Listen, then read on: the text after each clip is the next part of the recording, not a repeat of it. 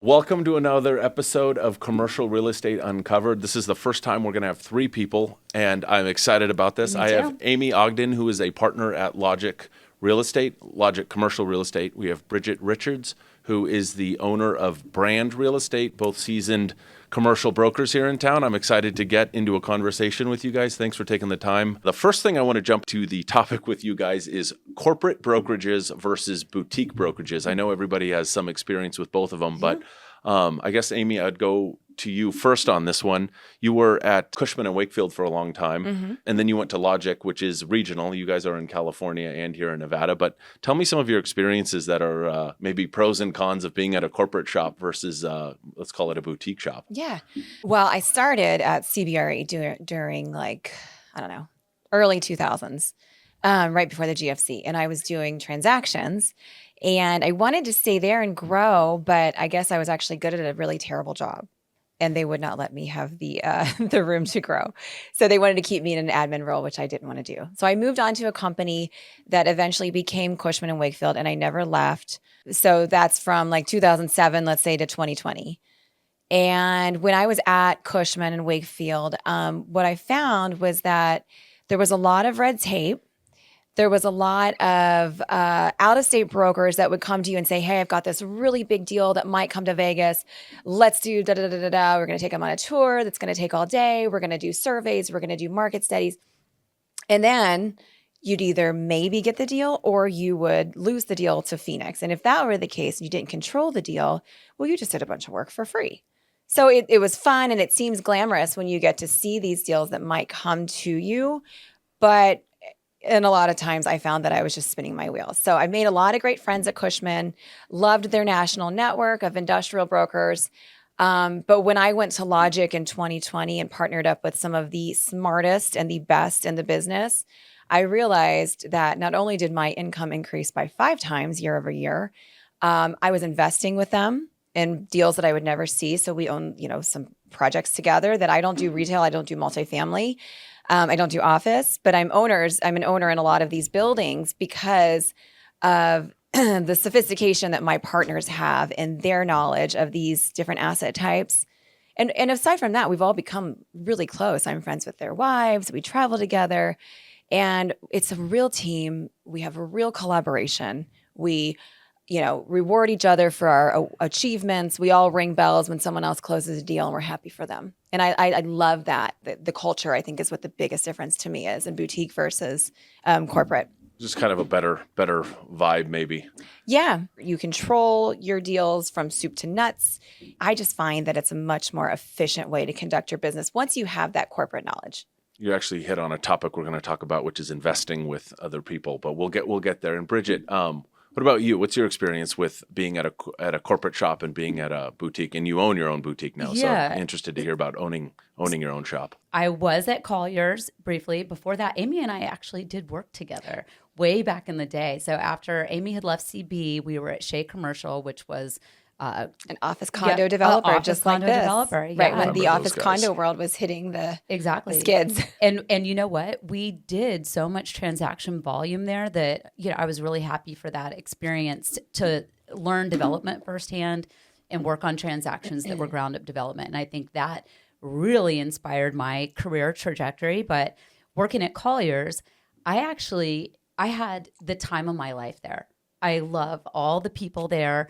It was such a collaborative environment. And at the time, I think I shared a printer with Scott Gregson. So like all his land stuff was going on. And we were just trucking. Like there are just so much transaction volume over there. But you just get to a point where you look at it and you're, okay, $125 a month for the parking space, and all of our marketing has to look the same. And you're splitting everything with the house. All the splits and the what do you call it? Like the office, inner office, where it's in another market and they bring the deal like you were talking about.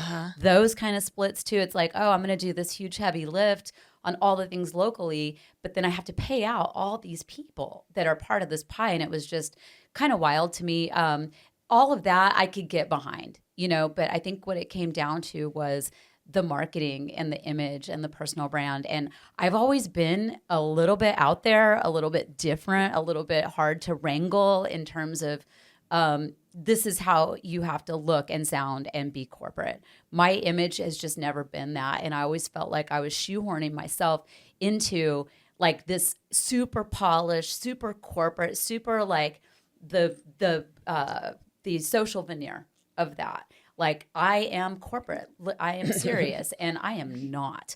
So having control over my own marketing destiny, I think was the most critical thing. And also the autonomy to develop ground up. When I left Colliers, I think we had developed a project ground up. So myself, Brandeis Construction, that was our first project that we did, Sunset Landing.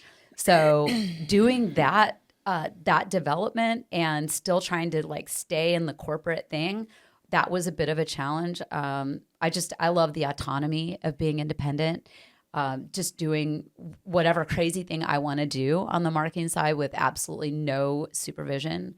I think that's really good for my personality type. So What made you want to start your own brokerage versus going to like a boutique firm that already existed? I think just having the complete creative freedom to do it exactly how I wanted. I didn't want any partners. I just wanted to be completely free and do anything that I wanted to do. Yeah, and I follow you on all the social media platforms, and you do a lot of like site walks. You do like these creative videos. I see them on LinkedIn and Instagram stuff. And like I've never been at a corporate shop, but can you not do stuff like that when you're at at a Cushman or a Colliers? And I'm not speaking bad about those. Again, they're just kind of more. They've got their really system encouraged. You really have to stay within You gotta stay in the their box. prototype. In the box. Kind Yeah. of. I mean, I think it's getting a little more free flowing. The leadership hierarchy, I think, is a little more open to people having creative expression, having some freedom with those things. I think it's fine now. I think it's really fine. Yeah, it's kind of it's like a day by day situation right now, I think, with social media and these corporate brokerages. But when it comes to investing, it's not really encouraged to invest within those big companies. You have to go through kind of a rigorous review of whatever you're buying. So if I'm buying a warehouse, is that going to compete with anything that I have listed? And if so, then you're encouraged not to do it. And I found for me, it was not so much about marketing as it was, although there is definitely a stringent prototype you've got to adhere to. It was more about, well, I'm not in this business to just peddle other people's buildings. I'm an investor too. And so I've always wanted to talk the talk and walk the walk. And so I've always invested in properties, and I've invested with my clients. And I just felt like it was a little discouraging as well from that standpoint. That's a perfect pivot. We'll get a little bit back to this, but the investing part, I just did a podcast last week with John Starita. I have quite the history with Mr. Starita. And we can cover that. But that's one of the things too. I've always been I was at a really small shop, and then I was at another kind of franchise. And that was one of the things that was really encouraged early on, was invest with your clients, or they'd syndicate deals, and you could be a super minor owner. I mean, like less than 1% of a partner. Yeah. And we do that here at NAI at our office. Like we're partners on some deals in other states. People syndicate them, or as Amy mentioned, with your clients. I think that's been one of my best learning tools, is when a client keeps buying buildings and you see how they invest and how they do the insurance and how they do the mortgages and that kind of stuff. It's like you learn this secret education. Exactly. Hands-on. So when you went why not use it? 100%. So that was a big thing. So if a company told me, hey, you can't do this, I'd be like, I don't think this is the right fit for me. So at Logic, that's more encoraged than frowned upon. Yeah. Brendan Keating, one of the smartest guys I've ever met and the sweetest. He started a fund with Agus, who's also amazing, that we did the very first the inaugural developing leaders group with a million years ago. Yep. Anyway, they've become two dear friends of mine. They started a fund called the Local Fund. And so we are all separate from Logic within that fund, but we invest in it. It's like you're making money with your friends. Totally. We're brokers. Like our job's to literally find deals. So as Amy said, like investing's a whole nother thing. Which same thing. My goal is not to be brokering forever. Like I'd like to be that guy so one of my clients, he lives half the time in Hawaii, and you call him and he's like, I'm on the beach. What do you want? And I'm like, all right, goals, life goals. Yeah. Love it. You got to graduate sometimes. If you're good at brokerage, I think that can translate into some other things and having a little more breadth in No your limits, career. right? Yeah. No limits within this Yeah. career. And Bridget, you do some development, correct? Not Oh, yeah. some. You do a Yeah. lot of development. But tell me about your journey from brokerage to development and how you like that kind of world. Yeah, no, it's putting all the pieces together. Like Sunset Landing was, it was owner user product. So it was 60,000 feet demised into 12 different units. And that is right up my alley. Keep in mind, like I started my career working for an office condo developer. So that concept to me of ownership and being able to sell somebody a building to where they can have control over their destiny, that is so cool to me. It's sort of like my internal philosophy that I get to live out every day, helping these people do exactly that, take advantage of the tax situation, control expenses, have permanence, all of those cool things, right? So being able to develop into that. And at the time, it was a complete void. Nobody had built that product type for 10 years. So we didn't know how it was going to be received. Turns out, it was a smashing success, full grand slam home run. But nowadays, building the office buildings here in the Southwest, we're 100% sold out on that project. So only single story, luxury, true luxury buildings being built in the Southwest for owner users. And to me, like that was another one where we built into a void. Like there was nobody really building that. We didn't know if our pricing was going to be acceptable to everybody. So we're at $410 per square foot. I'm about to raise the price again. Like I said, we're sold out. So if one of those falls out, I'll replace with a higher price point buyer. But I think the development process, all of the things that you learn in brokerage, being able to implement those for yourself, all the things I had done for other people, setting up the condo map, setting up the association, the whole marketing push that goes into the pre-development stuff, the entitlements, all those things that I would work on just kind of for free on brokerage for people building new things, getting to do that for myself and do a perfect job at it. In my opinion, I don't know, but being able to like apply yourself and have mastery and watch the thing come out of ground, watch all of the construction get done and the finishes and the thing come alive and people get so excited that that's going to be the home of their business. Like, where you spend most of your life. Right. Like, Yeah, let's right. be honest. I'm fired up on it. Like, this is cool, totally. When everything else is for a lease. And now it's like, oh, okay, this person can buy this thing and build some long-term wealth and legacy. These are cool things that I get to work on. So, And you can tell when you're talking about it. Yeah. You're clearly passionate about it. Yeah. You're fired up about it. Where exactly is this project that you're talking about? Yeah, so this is on South Jones, just about a mile north of 215 on the west side of the street. Okay. So we bought a It's a great residential location. piece. It took us 4 years. We had to wait for Public Works to do the street improvements on Jones, which was the whole shebang. Like that was a massive street improvement, brought in the utilities.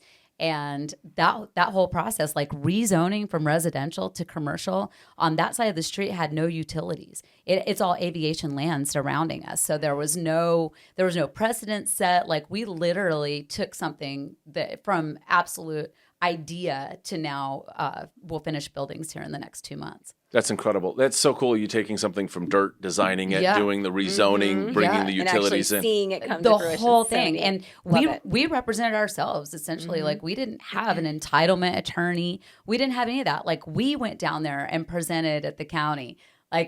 So we did all that work. We met with the county officials, like the building department. All of those things were done like grassroots style. So I got a chance to learn how to do that part of it. And I feel like it's a natural evolution of brokerage. If you can take an interest in something like that and get into it, like that's where you make real money. Do most of those buyers that were buying that product, I'm curious how they bought them, the owner users, did a lot of them use SBA loans or did they? Yeah, a lot of them are SBA. Yeah, I would say 70% are SBA. It's a 30% cash. As you mentioned, everybody talks about home ownership as like this way to build Yeah. wealth, which it is. But I mean, Yeah. if you're running a business and you're in the same building for a long time and you can Dude. afford to buy it, it's just such a it makes me cringe no-brainer. when people have to lease when they're in a small Oh. situation like what you're selling. Yeah, and they're medical, they're dental. These people stay They're in a putting lease. so much money into these buildings. 12 years on average, a dentist will stay in a lease. So, and if you can imagine the build out involved and with the bonus depreciation that just got passed July 4th and the cost tag, that whole process, how cool is that? You could just put that money that you're spending on your TIs right back in your pocket. Can you give us a little summary of what you just said, the cost segregation and the bonus depreciation, how that would like help if owner users buying, like as you mentioned, the condo, buying a condo, how that benefits them on top of even just buying it as a long-term investment? God, yeah. So it's kind of like the magic bullet right now. It is. Instead of depreciating something over the life of the asset, like the 39 years, instead you get to day one write off all of the building improvements. So the building plus the improvements is immediately you can depreciate it. So it's a one-time depreciation, right? I've done this before with a bunch of investment properties, but this year we can do more. You can write off 100%. Yeah, it's 100%. Yeah. So what they're saying in a simple way is if you buy a building, there's a huge tax benefit if you do it the right way. Exactly. Yeah, and there's a professional group that will come and itemize every single bolt, every wire, every part of that tenant improvement to be able to write that off.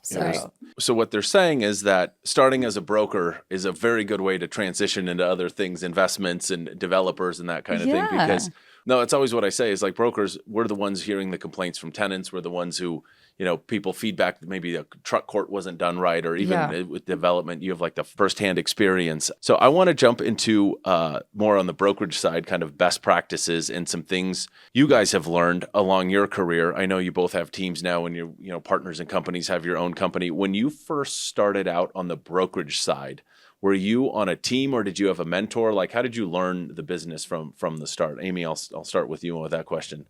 I started with a man who was an industrial broker, and he was a mentor. He was a very good mentor. And then we had a team of not many people, maybe 3 or 4 at the most. Maybe I was number 3. And I mean, I feel like I worked from 7 to 7 at the very minimum. I was first and last out all the time, but I was very young and I had 3 jobs back then. I was a bartender at night, and I learned a lot from this person. I learned to write stuff down and put it on my wall. So I knew all the comps. I knew every building. We'd go around and look at buildings, and you'd have to know who owned it, when it was built, any amenities within it, any comparable deals that have happened around it, what's on the market. And you just have to know your market. It doesn't matter how old you are, what gender you are, where you live. You need to know exactly what your craft is. And I learned a lot from him. And then I kind of went on and eventually just created my own team. So that's where I am now. I have 2 juniors that work for me. They're phenomenal. One's a 24-year-old woman, one's a 25-year-old, and they are so smart. And but I think you have to start with someone to really kind of learn the ropes. You have to. Mm-hmm. Yeah, absolutely. What about you? When did you how did you get trained? Yeah, so I got trained in a pretty hardcore way. Our shop back in the day was led by Lucinda Stanley, she was tough as nails. Oh my God. We would have a sales training meeting like Fridays at 7 a.m. So we would go there and you'd have to role play the LOI. I remember sitting there with Miriam, and Miriam's having to pitch me on take me through the whole LOI. And we had to do this in front of the entire office, this crazy role playing. And then I remember you got teamed up with the most random people. I remember there was no rhyme or reason. It was if you were a good salesperson, you probably got saddled with somebody who was a former property manager, somebody who's not in sales, and you had to drive that thing. So I was paired with a person who, oh my God, I don't know how much of this we can keep, but she was a former property management person, and it was I felt like I was dragging a big old lead rock with me everywhere, everything. I showed up to work one day, and she was wearing this velour pantsuit. It was a I don't know, imagine juicy, one of those juicy no, ones. It was I don't remember. We won't name drop. It was I want to say a 70s style purple velvet outfit that was cut down to here. She had a necklace on that was a medallion with a dragon on it. Okay. And I showed up, and we were supposed to go canvassing that day. And I'm like, what? How? Oh my God. I can't go. This is so, I can't go. in public with her. Like, this is awful. But that was kind of the like hardships to bear, you know, like you had to work with whoever was put with you, do whatever deal. Like it was just, like I said, high volume though at the time. So we were learning ground up construction. That was very, very cool to me. We had like 7 projects going all at one time. This was, I want to say 2006, 2005, 2006. And there were so many hard lessons learned through that and personalities that you have to kind of, deal with. So, and all the nuts and bolts of it, like our materials, our training, like was very hardcore. So even though it was super uncomfortable at times and there was an old school way in which it was being done, like I remember I was told point blank, you need to cut your hair, you need to wear more jackets. Like I'm wearing a jacket because I'm cold. This is not like a professional fashion statement, but like you have to wear pantyhose. I remember being told like you have to wear panty. I was like, what is going on? Like we would have these discussions about like how we were dressed and like we made it through all that. I had that in another office too. Not that one, but yeah. But you'd never see that today. You'd never sit down with someone and be like, you need to cut your hair as a woman or you need to wear more jackets. Like F off. Like no one's, so times have changed. Yeah. So, but we went through those hard times where there was some serious constraint, serious discipline. And I think that's what made us kind of the independent movers that we are today.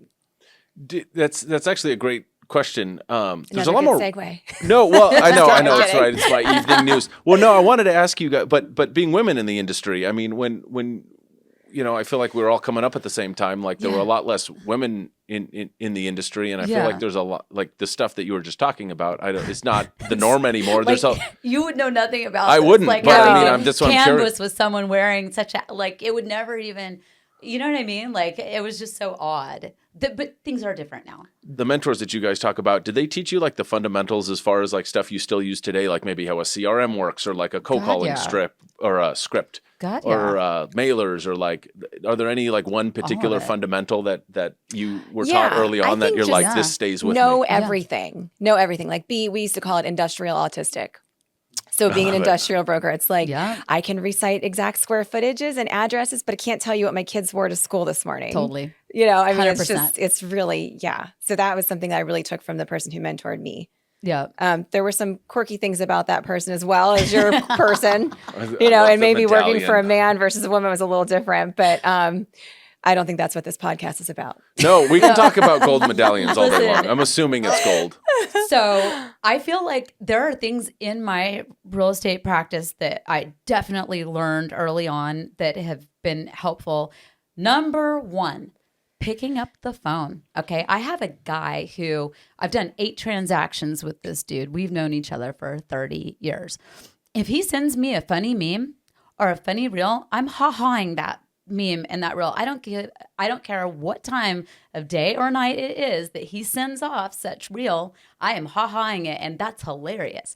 Like you have so to communication. Just communicate. Yeah, I think is what you're like, saying. Yes, we over communicate. That's what I teach my Immediate. juniors too.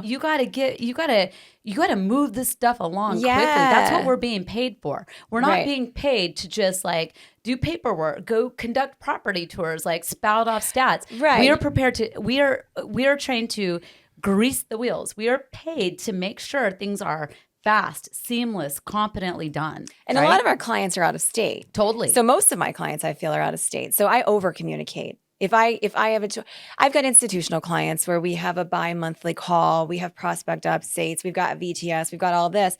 But if I have a tour, if I feel excited about something that went down, I pick up the phone and call them. Yeah. And I just tell them. And if they don't answer, good. Score one for me because I've got a call in, they owe me a call back. Yeah. And I always tell Michael and Maddie who work for me too, it's like if somebody is calling you and asking you for an update, you have failed.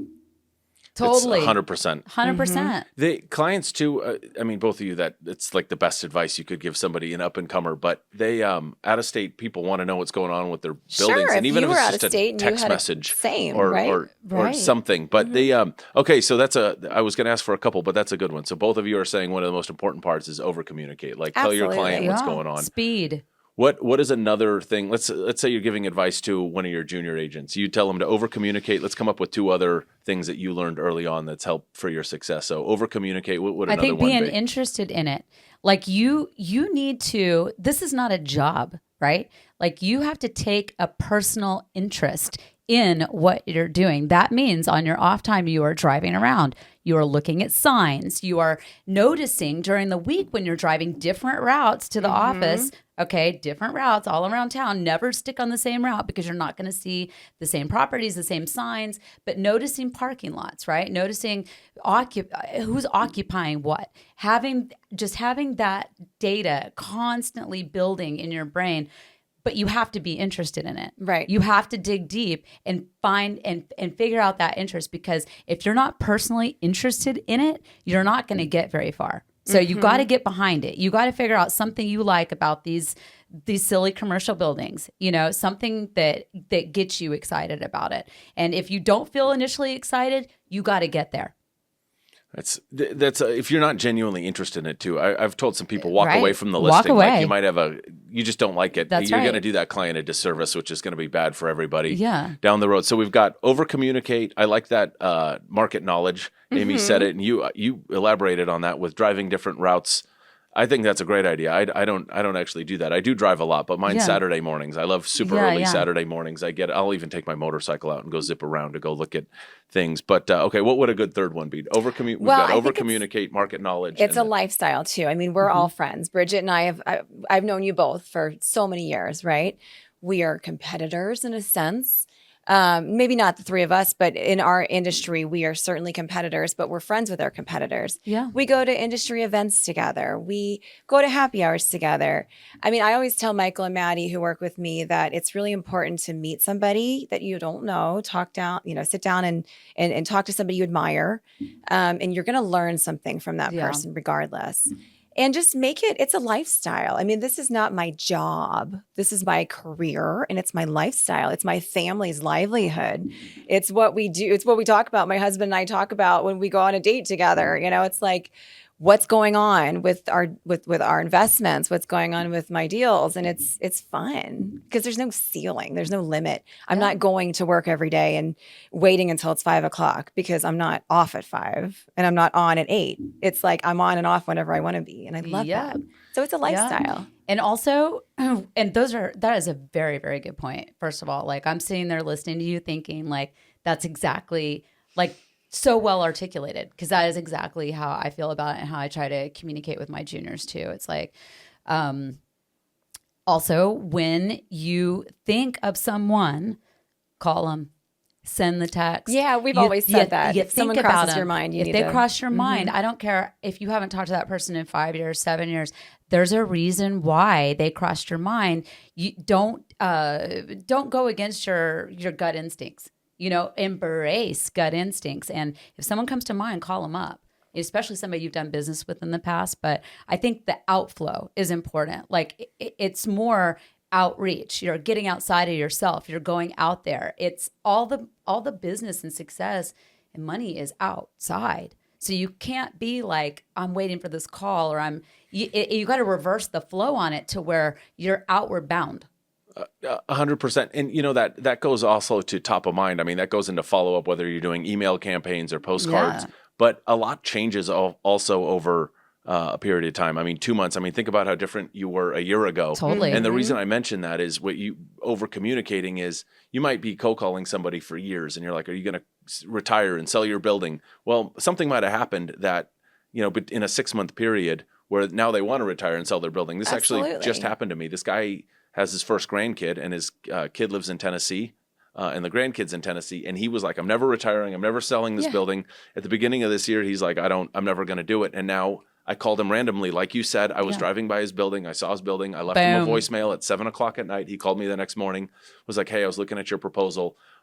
Are the rates about the same? I'm like, let me drive by. We'll talk about it. And we're going to be bringing his building to market. Yeah. Because I reached out to them. So like, as you Totally. said, you have to be And also being excited about it. I mean, both of you talk about this business and like, it's fun working with people. You meet your clients, turn into friends, you invest, Yeah. and you learn Yes. about a lot of stuff that, like Absolutely. industrial especially, there's a lot of stuff that goes through it that I had no idea how things get made or where they come from or like, it's super fun for me. That's true. It's like Yeah. that show How It's Made. Yeah. I mean, that's another thing that it's fun to talk about. It's like you go in and you see this big conveyor belt of, whatever that product is, and it's just it's fascinating. Our day to day can be mundane sometimes, but for the most part, you just get to see some really cool stuff. Yeah. You And do. meet some very inspiring people.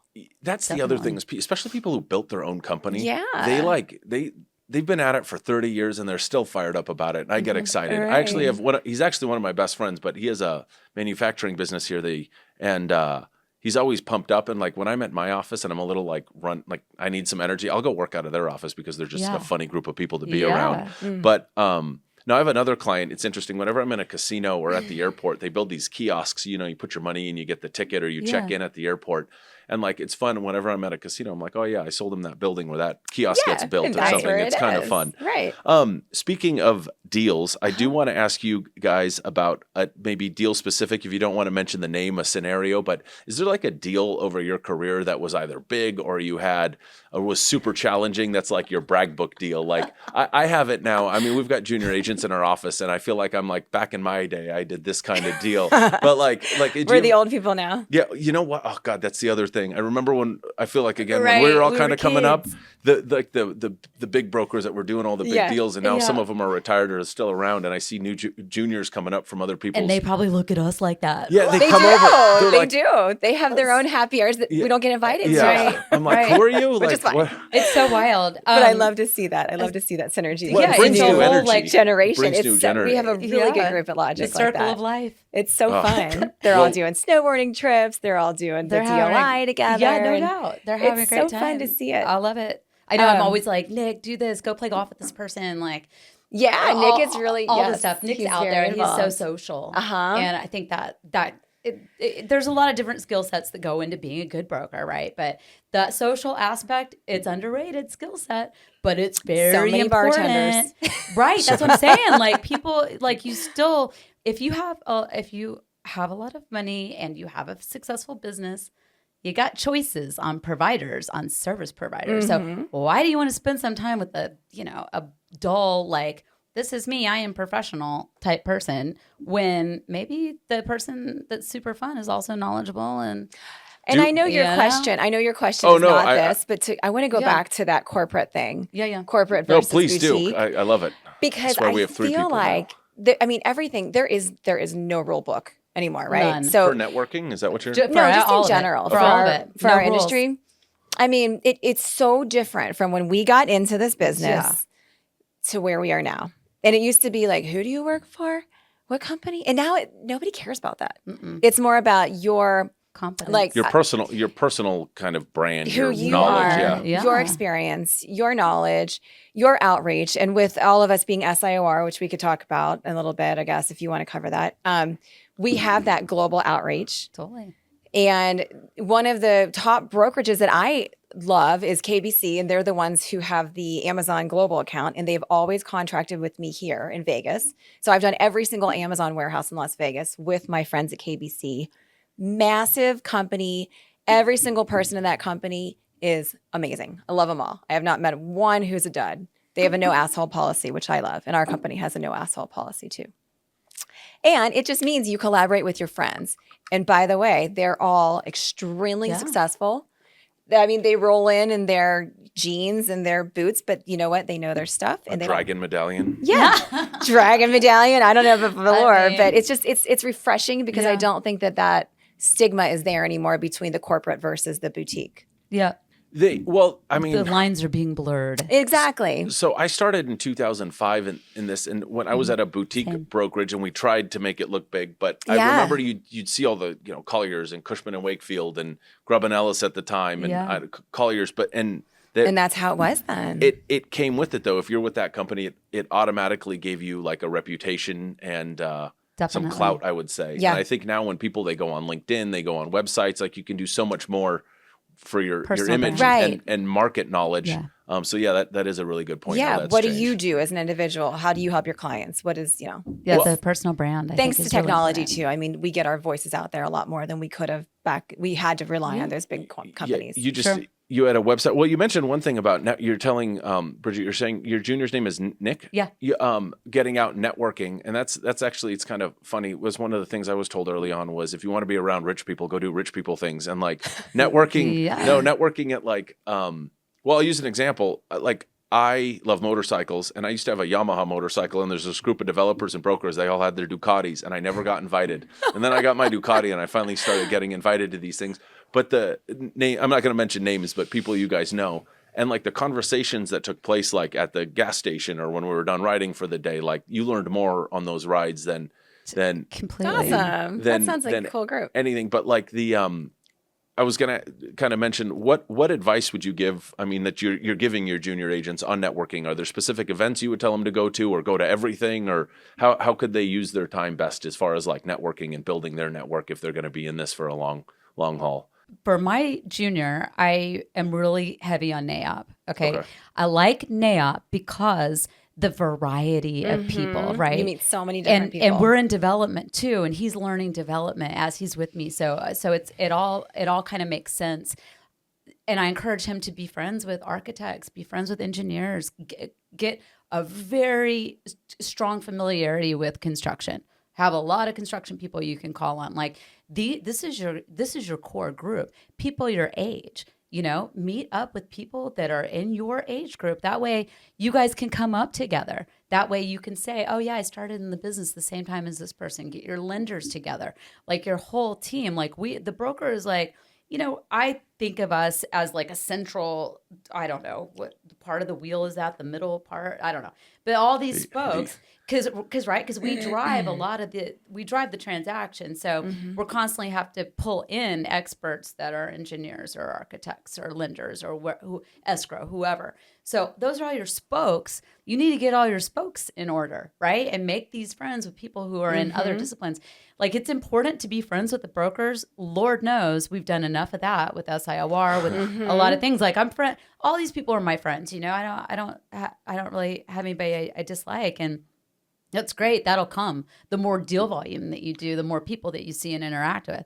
But for starters, like, you need to get in the industry and be involved in what's happening in our industry. And our NAIOP chapter is very robust here. It may not be in other markets, but here I think it's primary. You made a really valid point about your network not just being real estate people as far as like agents or developers. Yeah. I'll give you an example. I have a 50,000 foot building I'm working on, heavy TI with this user that we're working on. And the guy, he's from out of state. He called me a couple days ago and was like, I'm going to be there tomorrow. So in like a 12-hour period, I had to get a contractor out there. I wanted to see if I could get an architect out there. And it wasn't like me scrambling to do it. I sent a couple text messages, and the owner of this contractor is like, I'll have my guy there, no problem. And I mean, it's like $1.5 million build out, so they want it. But having those tools, like if you can put those pieces together, that's the difference of getting a deal done or not, which is how you get paid. So that's really good advice. You want to roll out with your allies. Yeah. It's kind of like it's like the old adage of making the world a smaller place. And who knows you? You know their names, but do they know your name? Yeah. And you've got to have that list. And we call it our vendor list, but it's so much more than a vendor list. It's like 3 engineers that I've sat down with and had lunch with recently, or coffee or whatever. It's 3 appraisers who I've done monthly happy hours with. It's 3 contractors that I can text at any moment and say, what's the going rate for rebar? What is this? Or what is this going to cost if I'm on a phone call with somebody? And it's just like, they're your friends too, but it's not just brokers, but you also get more flies with honey, right? So you got to be everything to everybody in some cases. And that's fine. That's brokerage. It makes the world smaller. That's right. That's brokerage. I'm sure you guys have heard that your net worth is your network, or something like that. I reverse it. Yeah, totally. But it's I mean, that deal that I just mentioned, I mean, that was this week. It's Wednesday, and like, I think we're going to get that deal done, but it was being able to get that team together. And they knew if I was calling them just because they've known me a long time, I don't want to waste my time. I don't want to waste their time. Like, it's potentially a big deal for everybody. Right. So it's important.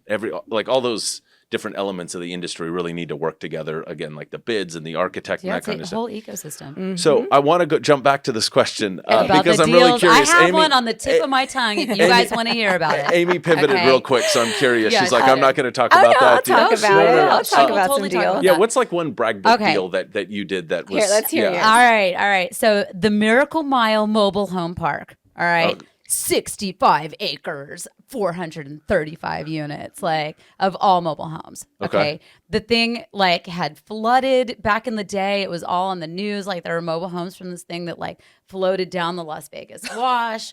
It was super wild. Like I didn't really do multifamily at the time, but it was a family connection. I was in place to do the deal, and boy, did I learn a lot of things about mobile home parks. And I mean, they're spectacular pieces of real estate. Like I absolutely love them. And Did you have to go door knocking within them? no, but I did have to. Because that would be pretty cool. Yeah, like just with the occupancy and tracking people's move outs and that sort of thing that I had to disclose to the buyer. Yeah, I had to be there and observe the operations at the mobile home park. But it was that was an amazing deal, and the fundamentals behind it were like, this is 65 acres of flat land. Think about it. Yeah. So somebody who buys 65 acres with these things, like it's not going to be a mobile home park forever, right? But until it's not, that bad boy is cash flowing. Okay. And these are cash payments. Like they have to take cash at the mobile home park for rent. In the state of Nevada, like you can pay rent with cash. It's totally legal. They have to take it. So anyway, this thing is just like making money hand over rent with fist. cash would be good. Paid off property. It's just sitting there just making money. And I was just like, oh my God, there's not all of the drama with office or industrial, like All the professionalism. no, there's nothing. These people are just paying. They live here. It was like this whole city.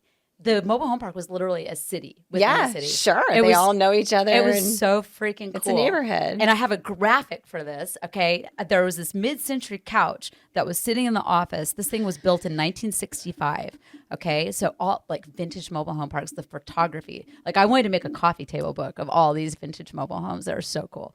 Anyway, there was this couch in there, like it had bright orange, like traffic cone orange cushions and like metal frame on the couch. So we're closing escrow that day. Everybody's there. Like the owners of the mobile home park think they got to be out there during the closing. I'm like, and then the new buyers are there. Everybody's mixed together. I'm on the phone with escrow, like, hey, did the money get there? Like, I'm afraid these people are going to fight. Like, can we, like, anyway, so I see these dudes carrying the couch to the dumpster. I was like, unhand that couch. That couch is going home with me. All right. Oh my God. So that couch is in our construction office right now. And I'm going to send you a photo of that orange couch. But it is the coolest piece of mid-century furniture. It had probably been in that office since the day that place was built. And to this day, Who sat on that couch I have before? the couch.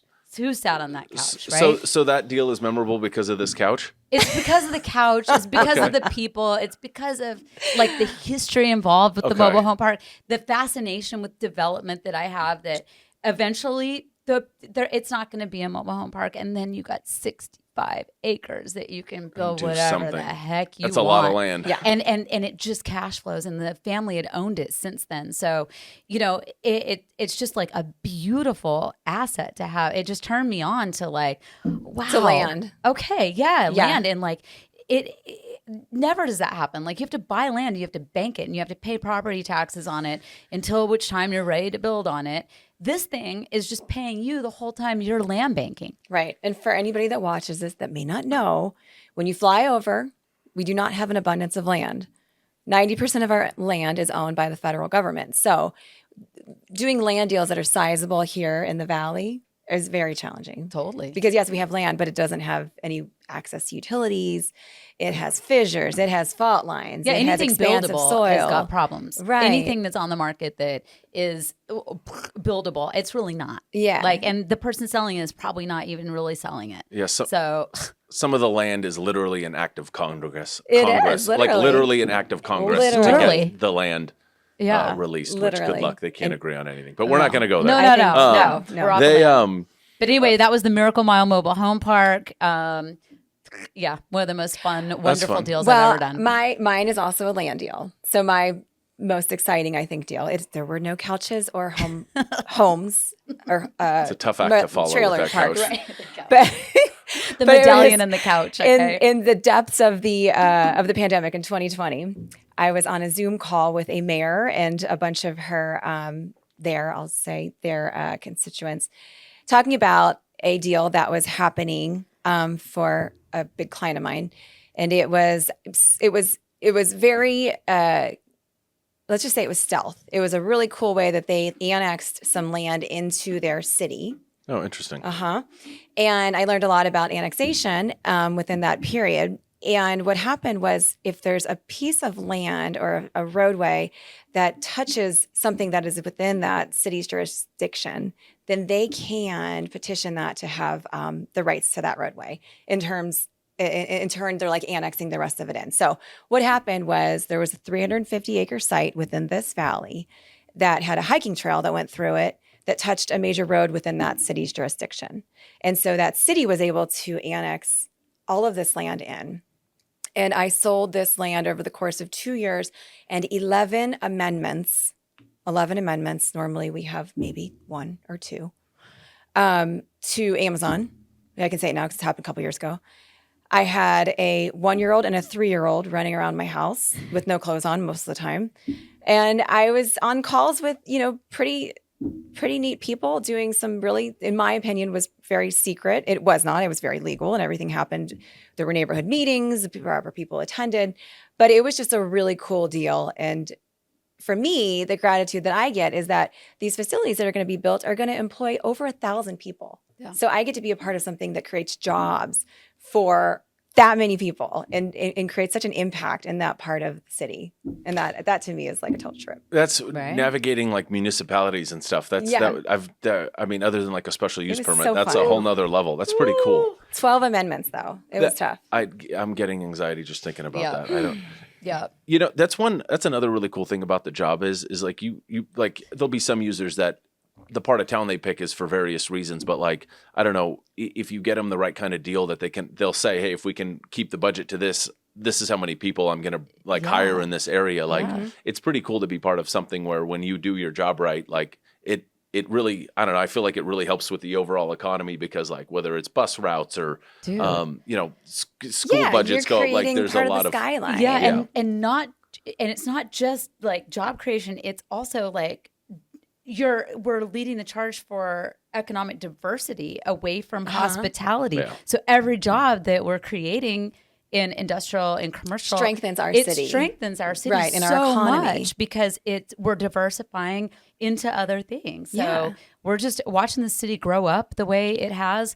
Man, we are on a roll out here. I tell you what, there's not too many metros in the country right now that have the kind of economic health that we have. So I feel like things used to be a lot more volatile than they are now. It feels like we have some stability, and it feels good to be a world-class city with that kind of stability. Oh my God, we were tertiary. We were so tertiary when we all got into this industry. Yeah. Thank God for industrial. And it was Sin City, and it's like, you work in Las Vegas, or I remember hearing more times than not, we don't want a Las Vegas address. Let's look at Henderson. Dude. And I haven't heard that in years. I forgot about that. Yeah. People would say the same thing. We don't want that. We don't want that like reputation attached to our business. We've gotten so far away from that. Yeah. And you mentioned a good point is like different kind of industries coming here. I mean, even like for Las Vegas, we don't need an industry to come here that has 5,000 jobs to move the needle. If somebody comes here with a couple hundred or even 50, like that moves the needle here, which is really cool to be part of as well. Sure. So on the flip side of that, is there a learning experience deal that you had that did not go your way, but you took a lesson away from it? And again, if you don't want to mention the deal, but there's always, I know, but is there one that sticks out to you that, like I can give you my example. Mine was, I didn't realize that when I was early on in this business, I didn't realize that corporate shops had deals with companies. So like that they as certain like, corporate shops had exclusivity with industry. So I had a situation, I'm not going to mention the brokerage or the company, but I got called by a local person. It was a fairly sizable deal. I ran around with this group for, probably 3 weeks, found the building, did the LOI, did all that stuff. And all of a sudden I get calls from people saying, hey, you need to cease and desist. And I didn't know that was a thing at the time, just lack of knowledge because it was a corporate account? It was a corporate account that a corporate brokerage had, and I had done all this work. And, my broker at the time was great at networking, but he wasn't the most he didn't teach me that kind of stuff. I didn't learn that till later on. So I got a referral out of it, but it was significant. It was 20% of what it should have been. And so I had to learn that lesson hard as far as when a big name client calls me that I specifically really detailed and ask multiple times, are you represented by a national broker? Because a lot of times the local people won't know. They won't know. The local and it's warehouse manager or whatever it was for your case. So that was a lesson for me that I lost. Well, I didn't lose out. I got the referral. But anyways, my lesson was ask if you're represented by a corporate shop or who is above you that would know that answer, because as a broker, you don't want to work for free. So that would be my example. Well, I have a very similar story, and I'm going to tie it all together here. I'm going to go back to all of it. So corporate versus boutique. I'm going to go back to the vendor list. So I have a guy that I've worked with for 20 something years. Let's call it 20 something, 18 years. And he helps me if I have clients that need to buy forklifts or racking equipment or anything that goes in. He's a material handling specialist. And so he'll go out and cold call. And this guy, he calls it bird dogging because he's from Kentucky like me. We talk like that when we drink bourbon. I'm from Texas. We talk the same. So he goes out and Amy, I was out bird dogging the other day. And I met this, he'll call me and be like, I met this warehouse manager who says they're out of space. So he hooked me up with a really good company, local warehouse manager. Now, this is when I was at Cushman Wakefield.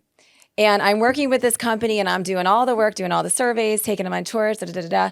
Then I get a call from Cushman Wakefield broker at my own shop in New York City. And those guys are tough, right? No mean, doubt. we're West Coasters to them. And this is their corporate account. And they just called me because I was the local Vegas person. They didn't realize I was working with this company because the Las Vegas manager didn't realize it was a corporate account. Right. I got the same thing. I got the deal done, but I'm somebody who's not an anger person. I ended up throwing my phone across the room one time because this guy, they were so tough to deal with. I had already done so much work, and they basically kicked me off of the deal I had been working on for over a year because they had the corporate account within my own shop. Jesus. Yeah.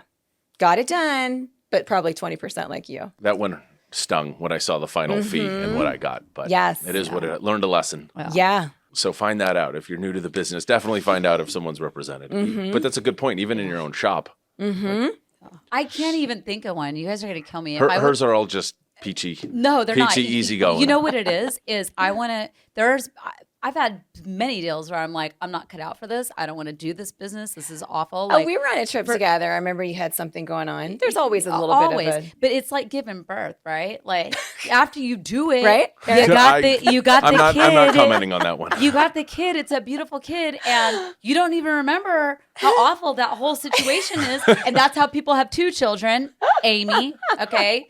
Like you don't remember how awful the first one was. And then you're just like, yeah, let's do that again. So I feel like that. I have never once compared deals to giving birth. Well, I'm just saying there are some. But I get it. I get it. No, I've had some painful, awful experiences. Yeah. Where, when I was brand new, I remember I had this one client that was like, I didn't know anything. Like I was brand spanking new. I probably had my license like 2 months. And I remember this guy I was working with, I had known whatever. He was like, yeah, I need you to call this business owner for me and see if his building is still available. I was like, all right. He's like, here's his name and his number. I call the guy up and I'm like, yeah, we're just trying to find out if you're still selling your building, blah, blah, blah. I get a phone call like 2 hours later from a guy. Do you remember Dario? A guy named Dario that worked at Grubb and Ellis. Mm-mm. He was tough dude, like attorney. Like people were not welcoming to new people at the time. No. They were like, it was an old boys club. We got in. Bar the door. Like what? What? This girl is calling. I'm like 25 years old, right? I had no idea the hornet's nest I had stepped on. I called this dude. Anyway, so he calls me up and he's like, I'm filing a formal complaint against you with the real estate division. You called my client. Oh. And I'm like, whoa. So slavery is still legal. And This dude, it was inflamed. He was so pissed. So yeah, he ended up like trying to make a complaint against me and all this. And literally all I did was call somebody out of the blue. I didn't realize like that guy had his property listed, none of that stuff. But it was a lesson that know what you're doing before you're like calling people and get the lay of the land. Mm-hmm. So that was like really shocking, just how possessive and people get like over their client relationships. But you know what? I've got this quote that's on my wall. You know a lot of my quotes, but one of them, and it says, successful people make mistakes, but they don't quit. Right. And so you're just being ambitious and you get pinged, but you know what? Just get yourself back up and deal with it. It wouldn't be the first time, you know? Like I remember I called, do you guys know Ben Moshe? Sure. Oh, yeah. Okay. So way back in the day when I worked for Shea and we were doing all these office developments, there was this piece of land. It was like the southeast corner of Coronado and Horizon Ridge, right? And Lance Bradford, those guys wanted to buy that site. They were represented by Michael Stewart. And I had the buildings across the street listed for Shea. It was a conversion, like one of the very first office conversions ever done in this town, 2900 East Horizon Ridge. So anyway, on that corner, so Ben owned that land. It's the clock tower. Is that the clock tower? No, that's further down Horizon Ridge, but close, very Okay. close. That one was like second. So anyway, I knew Ben owned that land, and and a lot of people would call me on it because they'd see my sign across the street, think I knew something about it. So I called Ben. I'm not even kidding you. I called Ben 19 times. I would call this dude, and I made a game out of it. Like the first couple times I called, he'd just hang up on me, straight up, hang up, and I'm like, you know what? I'm gonna get him. So anyway, I proceeded to call him. He just hang up on me. One day I called, and I was like, haha, I just need my hang up call for the day. What's going on, Ben? You know, calling about your land. He's like, what are you doing tomorrow? I'm like, I don't know. What am I doing tomorrow? He goes, why don't you come to my office? So I go to Ben Moshe's office with my yellow notepad and my pen and my heels and my jacket, and maybe I got a haircut at this point. Who knows? My pantyhose. Anyway, I show up there. Ben's office is by like this. He's in the strip club area. You know, Highland, Scotsman, those streets That's over where there. I started co-calling. That's right, behind the 15. So under this like innocent-looking cabinet shop is where Ben Moshe's office is. He's like upstairs above, like the shabbiest office you'd ever seen in your life, right? So I go there, and it's Ben and like all of his homies, like his Israeli homies. They're all speaking Hebrew. I'm like Gentile, you know, like wasp, like the jacket on and the thing. And so I go in there. And I sit down, I don't understand a word anybody's saying. And Ben's like, all right, good. You got something to write with. Perfect. I will need you to list these properties for me. And he rattled off like 7 different properties, including the land across the street, right? So he rattled all those off, and he was like, all right, go ahead and get started. I'm like, perfect. So I roll back to Shea Commercial. I'm like, I got all these listings. Look at this. And they were like, you need to work on our stuff. What are you doing? I'm like, ugh. Anyway, so I ended up diversifying and working on listings I wanted to work on. That's probably why I ended up leaving Doing your there, own thing, right? Because I had too much general stuff that didn't fit with the office condo developer umbrella, right? That's how I became independent originally. But anyway, yeah, sold that land to Lance Bradford, Michael Stewart's client. Michael Stewart was that was the best deal I ever worked on. Like he protected us. Every step of the way, he had advice. He showed leadership. I had never felt so comfortable and so supported in any transaction from the co-broker in my life. So Michael Stewart set the bar on how to treat other people. So kudos to that guy. And you got a couch out of that deal, tell me. Yeah, right. Okay. But that's again another lesson from learning. You called this guy a million times, got hung up on, and left with a list of listings, which is a wild transition. But that's Totally. why, and owners recognize that. I mean, even if they'll remember you if you keep calling them. I mean, obviously there's a point where it's obnoxious, but like if you're constantly top if you're of mind, persistent, eventually you're going to do the same thing I knew for my them audience. with their. I knew my audience. With their, I knew this dude probably thought persistence was cool. Ultimately, you know. So I'm going to ask a couple questions. I know we've been here for a while. Organizational tools. I know everybody's got families and social lives and professional. Like, do you have one go-to tool that you absolutely live by that keeps you organized? Like me, we have like my team. Our CRM is massive. I mean, we put notes in it religiously so other people can see what I'm looking at or what I'm doing instead of just emailing everybody everything. That's kind of in my calendar. If it's not in my calendar, I will not be there. It has to be in my calendar. At home, we have the hearth calendar because being a working mom and married to a working person too, with 2 kids, it's very challenging. So we have that. And then, my calendar. If it's not on my calendar, it does not exist. Yeah. It has to be on Outlook. Yep. That's first and foremost. I organize things in project files within ChatGPT. So I am not organized. Okay. I'm a type B individual, which is we just have an idea and we roll with that. Yeah. We are spontaneous. Like I do things based on how I feel. Right. So that at least if I have everything in a project folder on ChatGPT, all my chats, every project I work on, it gets its own project folder. That way, Monday morning when I got the brain fog, I've been playing golf all weekend, doing kid stuff, whatever, I can log on and I can say, hey, based on everything we worked on last week, what should I be doing right this second? Like I have complete amnesia. Help me out. So I'll do that with my Prime folders. And I keep all the chats for that one project inside that folder. So you lean on AI a lot. Oh, God, yeah. I don't know how I did anything else. I'm running 3 businesses right now. I got the development. I started a marketing company with Courtney like 4 months ago. That thing is like, we're doing commercial real estate marketing for everybody. I'm doing brokerage. There's no way I would be having this kind of bandwidth and being this productive if I didn't. Do you use AI for anything? I use ChatGPT for everything, every day. Every day. I know that's become such a way of life. I do, but I'm old school. I write stuff down. So when I shut down on Friday afternoon, Friday evening, whatever it is, I have to write out my list for what I'm doing when I start whatever day I'm starting, Monday, Saturday, whatever I'm doing. I've got to make my to-do list. I've always done that. I've always done my quarterly goals, whether I have somebody that asks me to or not. Normally I don't have someone who asks me to do that, but I keep it up to date. I'm actually really organized about stuff. I'm kind of anal about it, but I call myself type A Monday through Friday. And then sometimes on Saturday and Sunday, I'm like a C-. I would never in a million years, say C-.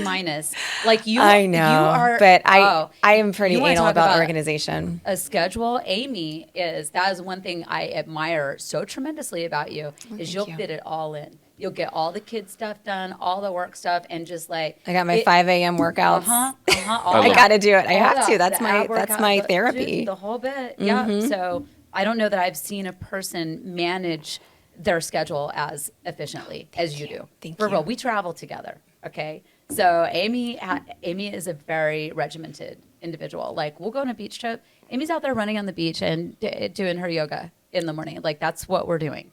Okay, I'll be like, I'll wait right here I'll go this far. You know what I mean? Like, but So I think that's something. Your level of discipline is something I've always admired, and every time we're together, like I like to pick up on things that Amy does like that. So is your workday pretty structured? Yeah, I mean, I'm my worst enemy, I think. We're probably all that way, right? Yeah. Yeah, we're going to wrap up here in just a couple minutes, but I do have a couple just kind of closing questions for you guys. When you're doing when you first meet a client, whether it's digitally, you're going to be emailing them or you're meeting them in person, like your first impression, like do you have any kind of specific kind of, I guess the question would be, I use it more as personal style as far as like, do you think it's important to be dressed up when you meet them for the first time? Or like when you send a proposal, do you really need to doll it up when you send it out? Like how do you go about winning business or putting a good first impression on? And I know it's a very general question, but I don't want to be too specific because I'm curious if there's any specific things that you guys do as far as like trying to put a good first impression when you meet somebody. Well, I think in the industrial world, you have to be real careful about what you wear. Because if you are walking in with a tailored suit that's been custom made and your client maybe owns a close to $1 billion industry, whatever it is, and he's wearing jeans and you know it, you feel like a total jerk. Yeah, 100%. And it just isn't read the right way. But if you show up in jeans and they're not, or they are, and you're the professional here, you have to be really careful about first impressions, right? And especially in our industry where a lot of times people are rolling in shorts and, whatever the heck they're rolling in anymore. Or like they just worked in their garage for hours. Yeah. You just read it. It's just like, that too. I think it's just human nature. I mean, yes, we're all business professionals, but I don't care what you do. You just have to be able to read your your audience. Yeah, know who you you're just figure it meeting. out. Figure that out ahead of time, right? I mean, 100%. But Amy, you definitely put thought into before you go meet 100%. somebody. I'm not going to wear 100%. yoga pants to a meeting ever. ever. I'm just surprised. It's like you have to be professional but not overdressed, especially in Las Yeah. Vegas, because we're kind of a casual market. But I'll see that sometimes. You'll meet somebody, like I'll show up with my client, and then the other broker's in, shorts and a baseball hat, and you'll get in the car, and he's Or just a like, hoodie dude, or what the something. hell is like this guy Yeah. thinking? And you're just like, I don't know what to tell you. That's why you're working with me. I don't Dude, know. I'm so glad that you brought this up, okay? Because this is the hardest balance to strike, let me tell you. Like, for instance, the guys, you guys can easily roll in a pair of like golf pants, golf shirt, good to Jeans. go, clean. Your outfit's clean. You have a nice watch on or a nice polo shirt on, and you guys are good to go. That is the most versatile outfit that a gentleman, I think, wears during our. Yep. It's good. It's fine for office nowadays. Okay, office used to be suited up. All right. Like, you did not show up to office tour like wearing like a pair of jeans, like, ew, like you just can't even, ugh, how dare you, desecrate this office building with that outfit. But for you guys now, you have it pretty easy. You can wear a pair of slacks, golf shirt, call it a day. You're good. You look polished, you look clean. For us, I don't know what, like, I meet people on site. I don't know what I'm supposed to be wearing. Like, I'm at a job site, but I'm female and it's office. Like, what in God's name am I supposed to wear? Right? Well, I remember going on my first land tour when I was in my 20s, and I was so new and I was so green, and I showed up in heels and a skirt on a land tour. That just shows you don't know what you're doing. You know, I mean, Right. I didn't know it. I was going to go out and walk 50 Right. acres. I mean, it's just like I felt like, oh, I've got to be professional. I've got to wear my Right. skirt and my heels and my jacket, and it's like you're touring land. So And now- it translates so well into what you're doing. Experience. Sophistication level, experience. And then now, Good full question. circle, I will thumb my nose at the whole thing and show up in my platform open-toed wedges and a flowy dress, and I'm out there on the job site, and that's what I wore today. And I just happened to have to show up here. I didn't necessarily plan it, but here we are. So now it's kind of like, I don't, like, what do I care? Like, I'm the developer, like, I own the site, like, who cares, But back then, Well, yeah, that for would that, look it's different. super Yeah. obnoxious showing up to a job site in a pair of open-toed heels, right? I did just close on 2 office buildings that I'm the owner in, and I did roll in my yoga pants and a hat. Perfect. See? But Different it's- hat I'm the though. owner. You're a different hat though. But it's Yeah. the same concept, My right? baseball we, hat. We have a little more different liberty. role reversal though. Totally. So Yeah, we got a little more latitude with our outfits. Yeah, and I think that's kind of the same thing with cars or whatever you do. Like clean, Yeah. just be clean. Have a clean Yeah, car. You don't need right. a Rolls Royce, whatever Yeah, SUV. no. But if you have one, good for personal you. preference, right? Personal preference. Totally. Okay, how do you like that guys stay question. on top of your news? Like, do you? News. Yeah, like not. I don't mean like political news, but like what's going on in like Las Vegas with like. How do you keep your thumb on the I love pulse? with- CoStar and LinkedIn. Okay. I love CoStar and LinkedIn. I am such a nerd that whenever CoStar, I don't love their new quarterly reports, and they're not new. They're years old now, but I used to get so excited when they would release their quarterly reports. I mean, this is so sad. Austin's over here like, oh my God, Amy, these I people love have you the so most boring much. lives. I'm gonna listen to this over and over. That soundbite. Okay. I feel like, is the quarterly report out yet? I gotta see what happened. The purity No. of heart. Oh, that's in great. I that love response. CoStar News and I love God. LinkedIn. I normally get my news from the group chat, right? We have a couple friends on the group chat that are constantly reporting the news, so I don't have And the to, gossip. Yeah, so I don't have to watch try it, not to get in those read weeds. it, none of it. It just comes in on the group chat, and I see it. I'm like, oh, okay, cool. So That's so just random thing. I had Doug Roberts on this, and he was actually saying that's one of the broker events and LinkedIn. He's like, those are Yeah. where I get a lot of my stuff from, just Your because chatter. of the post. Yeah, just the posts and stuff. Yeah. Okay, what are you guys excited about to see happening in Las Vegas? Is in the next, let's say, 2 to 5 years? Well, I don't know if you were there at the A's thing. I was so excited about I'm so the A's excited about the thing. A's. So the A's are coming here. We know that. And we got to sit down, being on the board at SIOR, I think we all got to sit down with Mark Bedane and one of his colleagues who was so inspiring. And it's just to hear what the grassroots involvement that they want to have in our city. they And- sent out the survey yesterday. I was going to forward it to you. and just to hear like how such a major organization like that really truly seems to care about our community That's awesome. And I'm going to give myself a pat on the back because back to my main passion, which is animal rescue. I brought up something with them about a mascot and what's the mascot going to be for the A's here? Because the A's are perceived as the underdog, right? And they agreed with me. Yeah. I said, why don't you go down to one of the local shelters, adopt some little motley looking mutt and make that your mascot because AKA underdog. And they loved that idea. And we've is a talked great about Amy it on shot email. her shot right Yeah. in front Yeah. of the She group. did. Yeah. Amy shot that shot. I was like, And they loved it. And I think they're going Bravo. to really take it seriously. And for somebody Yeah. of that magnitude to really care about our community from no doubt. that level, I was like, hey, I'm going to be wearing yellow and green stuff forever, man. I love it. I saw him again on Saturday. Yeah, at the gym. Oh no, I saw him twice. So at the Southern Highlands like little spot, like we have a little gym there, and it's our neighborhood gym.